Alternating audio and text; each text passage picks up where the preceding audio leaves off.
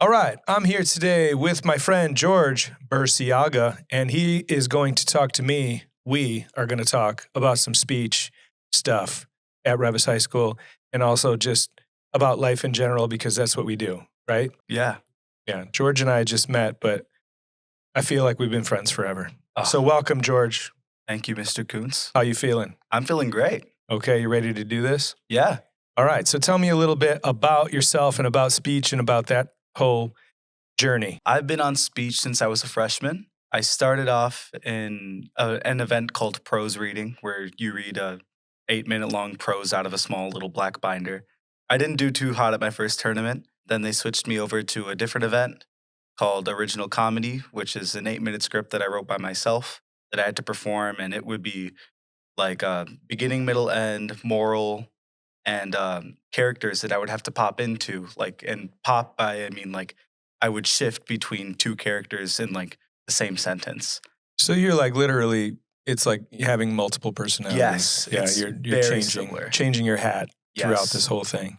So I did that for a while, and then around sophomore year, they put me in a secondary event, and that was an 8-minute long scripted event where I had a partner, and we did a script about U.S. democracy. That was a very fun time. We could have gone to state, but last year, same story, same two events. We made it pretty darn far.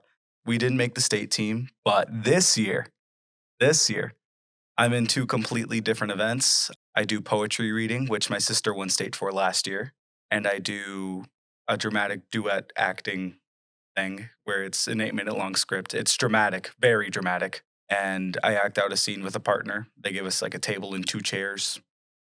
And I've been doing that so far. I'm on the regional team for Reavis. I also became a speech captain this year. So that's kind of like my speech journey. Yeah, that's really cool. So when you're talking about all these different events and the different things that you can do and the different ways that you can compete, who is sort of like figuring out the direction that would be best for you? Like, how do we know that you shouldn't be reading out of a little black binder and you should be funny, acting out a comedy? That goes really to the coaches, which are Mr. Bremirski, Miss Shudlow, Miss Shiner, Miss Camp, and Mr. Trelecki.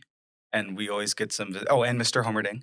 And we get some visitors here and there. And they really, they judge us, critique us. They let us know like what we're doing right, what we're doing wrong. And every Saturday we have an invitational tournament usually at another school where you compete against same people in those events. And the judging on those is like, it's really based on your like diction, how clear your voice is, how well you interpreted your piece, like what you're reading, and like just overall like entertainment value, and like how well you're able to project those things. And over the season, you get more data of like what you do right, what you do wrong. You win more competitions, and then once we get towards this time of the year for the state season, they select one person from each event and yeah, compete. So let me give you this thought, and you tell me how you can kind of process this, because I've been thinking about this. I'm actually thinking about this today, and I think this is the perfect place to kind of put this out there. What do you think the difference between a teacher and a coach would be? Now let's look at it from your perspective when we're talking about speech, because there's a class, like an academic course in high school called speech under your English language arts department, right? Taught by a teacher. Yes. And how is that different from a coach? How is your speech teacher different from your speech coach? Ooh, this is a nice question. It's really like the competitive environment that I think also like differentiates like between giving a speech as a sophomore on a random Tuesday that's around 2 minutes long and giving a fully memorized 8-minute long speech that could be about anything, or it could be dramatic, like you're acting through it, which you don't really see when you're taking those speech classes. And those are really nice experiences. I mean, doing funny events, you get to meet more people who do funny events, especially from other schools and all of that. And the coaches, they support you through it. They're giving you pointers. They're letting you know what they think is funny, what they think the judge thinks is funny. And also like their experience overall. Like I could go up to Shudlow right now and she could be like, "Oh, hi, George." And then I could be like, "Shudlow, could you cry for me right now?" And then she'd break down into tears and song. And it would be like, It's just like the different energy that comes out, especially with a competitive environment, I think really differentiates like a teacher from a coach. So I think you did a nice job, and that's kind of how I framed it a bit. My thing is, I think it all comes down to, again, that competitive culture, that competitive idea. Like we're trying to win something. We're trying to, it's a bit of a contest, right? Where you're talking about sports and a coach, like your coach is trying to help you to be better at your sport, and your coaches are trying to help you be better at competitive speech. Whereas a teacher, you don't have that, that drive. And I think what it is on the end of the student. Students don't come and they're not asking me to teach them how to be better at a thing, right? They're just kind of like, what do I have to do? Where you guys are coming with that energy where you're like, make me better. Like, I want to do this. Like, I'm invested in this, right? Yes. The difference is really it's quite large, right? Oh, and yeah. I think that sometimes it's more difficult to be a teacher because you're trying to motivate people and you have everyone with all these vast different levels of interest, right? I couldn't teach a speech class to sophomores and get everybody amped up about wanting to do dramatic Yeah. sorts of things, humorous sorts of things, because you have such a wide range of different interests and motivation levels where if you're coming out for the speech team, we know that you're ready to bring it. Yes. And I mean, sometimes we're here later than sports are. Sometimes we're here almost as long as sports, doing as much as sports physically. Like I remember doing original comedy and popping between different characters. I'm breaking a sweat.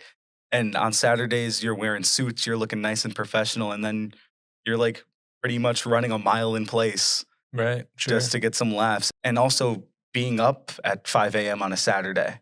Which, again, coaches, whether it's a sport or not, it's a lot of hours. It's a lot of, it's a commitment and it's a level of discipline that often you don't see in a classroom environment with a teacher and a student. Yes, for sure. George, in your opinion, why would you recommend that a student get into speech, competitive speech, or want to join speech? What do you think it does for you? What do you think it does for a student? How can it kind of help them get where they're looking to go? Really good reasons for kids to join speech is the community. I mean, you're meeting people from other schools almost every weekend. And also the people who are on the team. I mean, Revis has probably one of the bigger speech teams in Illinois. And like it's a fun time. Like you have people who are also in your event that you can learn off of. And just like the friend making process. I mean, you're here for a while. If you're joining speech, you're spending a good amount of time in school, and having those people around you is always so nice. And also just like the ability to speak better is just something that is, I think, so beneficial. Speaking out loud, reading from books during class, reading your own speech during class, like things that you don't really think you can put so much effort into really come down to like a science when it comes to speech, and it helps you stand still when you're talking to someone, maintain eye contact, maintain good like flow and timing, and like all of this like really like crucial stuff that I think there is to like having a conversation. And I think that's just such a benefit that comes with speech. Sure. Well, what I always tell people is make sure that when you're in high school, you find a thing, you figure something out, and you try to master something, you try to become great at something, you make something be kind of like your jam. And it seems like you found that in speech, right? Some people will find that on the athletic field, other people will find that in different ways, Yeah. but you're joining a community. And I think that is important. You're finding your pack. So, there's something to be said about that for sure. Oh yeah. That was George, and I appreciate you coming here. Thanks for being on the show. Hopefully you had a good time and we got to know each other a little bit. That's what it's all about, right? Yes, sir. Thank you for having me. All right. We'll see you all in the next one. Take care.